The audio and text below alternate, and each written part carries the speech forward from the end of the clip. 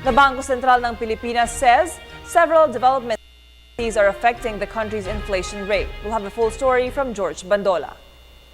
A personal driver, Mang Jerry, allots 500 pesos for his family's weekly food allowance.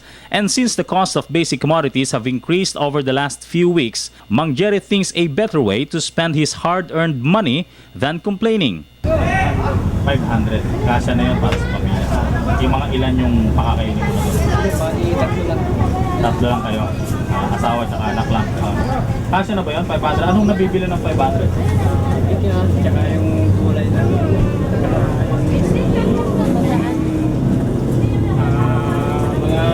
isda gano'n. Pero anong yung bigas ang pinipili mo na lang NFA? Kasi ito na lang yung mura, no? At the Quezon City's Tandang Sora Market, the price of NFA rice still pegs at 27 pesos per kilo, while other commercial rice have jacked up their prices from 1 to 2 pesos. The Bangko Sentral ng Pilipinas says prices of basic commodities can still be unfriendly these days. This is due to several events in abroad that may bring the inflation up to its highest range from the 3 to 5 target. Given the pressures, I would think that there will be an upward adjustment in the inflation forecast. But looking at these forecasts as well as market expectations, the general view is that inflation will still remain within the target range, but closer to the upper end of the range. From the geopolitical developments in Iraq, where the bulk of oil supply in the world comes from, to economic slowdown in China, from Federal Reserve tapering and lift-off to the ongoing conflict in Russia and Ukraine, this may bring volatility to the inflation and to the prices of basic commodities.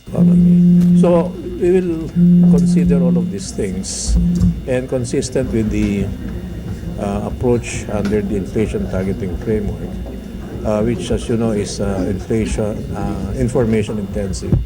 Then we'll try to form a view as to the path of future inflation and how this would likely be affected by all of these factors. Over the last few weeks, prices of garlic went up to its unfavorable price, resulting from a sudden slowdown of supply from its source in Taiwan.